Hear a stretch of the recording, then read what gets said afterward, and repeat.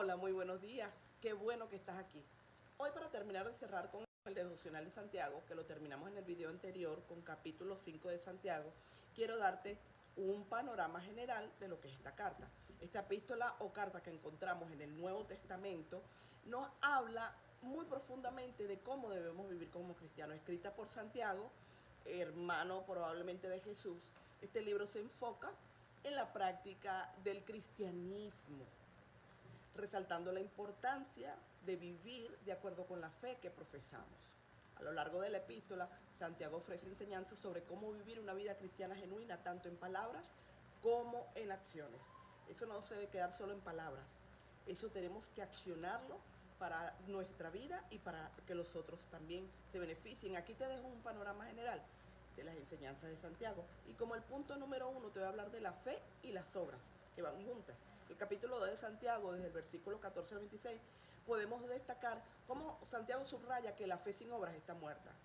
No basta con creer. Nuestra fe debe reflejarse en cómo vivimos. Él nos desafía a poner en práctica lo que creemos, ayudando a los necesitados, mostrando amor y actuando con justicia. En el punto número 2 podemos ver la sabiduría de Dios. En el capítulo 1, versículos 5 y 8 y capítulo 3, versículos 3 y 18, Santiago dice que la verdadera sabiduría viene de Dios. Santiago nos enseña que debemos pedirle sabiduría a Dios con fe y sin dudar. La sabiduría de Dios se manifiesta en humildad, paz y mansedumbre, a diferencia de la sabiduría del hombre, que es egoísta y es destructiva porque siempre va a buscar nuestro propio beneficio y no es lo que enseña la palabra. Si vemos un tercer punto, la importancia de Santiago y el dominio propio. ¿Qué expresa Santiago en el capítulo 1, del versículo 19 al 27? Santiago enseña que debemos ser rápidos para oír, lentos para hablar y lentos para airarnos o molestarnos. Nos exhorta a no escuchar la palabra de Dios, sino a ponerla en práctica también, mostrando un carácter que transforme nuestras vidas y transforme todo nuestro entorno. Es importante que esto lo meditemos y lo pongamos en práctica. Y procedemos a seguir hablándote de un punto 4 porque todos son sumamente importantes. Entonces vemos el punto 4 donde Santiago nos habla de la oración. En el capítulo 5, desde el versículo 13 al 18, Santiago nos dice que la oración es esencial en la vida cristiana. Santiago nos anima a orar en todo momento, tanto en tiempos de alegría como en dificultad. La oración tiene poder y puede traer sanidad, restauración, perdón, regenerar relaciones. Mire, es importante la oración y nos fortalecemos mucho en ella cuando hablamos con Dios. Vemos un quinto punto, vivir con paciencia y esperanza.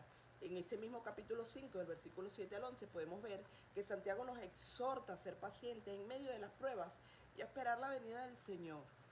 Es inevitable las pruebas, pero debemos confiar en que su venida está pronta y que Él nos fortalece en todo ese proceso. Usa el ejemplo del agricultor, quien espera con paciencia el fruto de su trabajo, para ilustrar cómo debemos esperar con confianza en Dios, sabiendo que Él tiene el control de todas las cosas. Sin duda alguna, Dios está presente en todos los procesos. Vemos un punto número 6 y es la importancia de controlar la lengua, y es muy importante que la analicemos. En Santiago capítulo 3, del versículo 1 al 12, nos dice, Santiago nos dice y nos dedica una gran parte de esa epístola a hablar sobre el poder de la lengua. Nos recuerda que las palabras pueden edificar o pueden destruir y que debemos tener en cuenta con lo que decimos. Debemos tener cuidado, debemos tener prudencia con aquello que decimos. La lengua es un reflejo de lo que hay en nuestro corazón.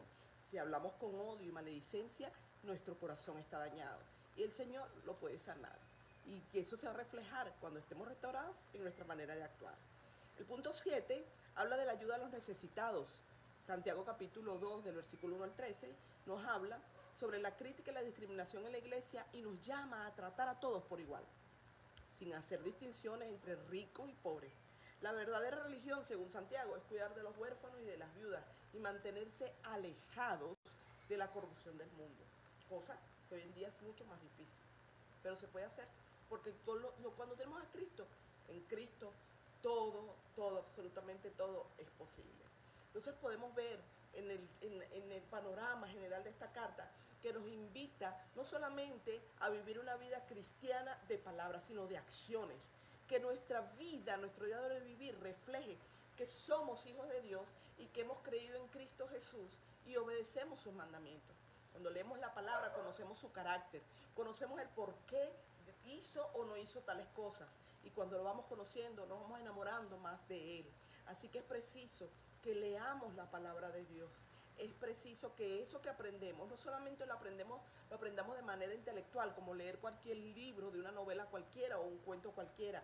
Es necesario que la estudiemos, que la meditemos aquí en nuestra mente, la atesoremos en nuestro corazón y la podamos reflejar tanto en nuestra casa, en nuestro hogar, nuestra familia, nuestro esposo, nuestros hijos, esposa, sino también con todos los demás. Al ver el cambio, al ver lo que transmitimos, las demás personas van a decir, wow, yo quiero lo que tiene esa persona. Y ahí por nosotros le decimos, lo que yo tengo es a Cristo Jesús en mi vida.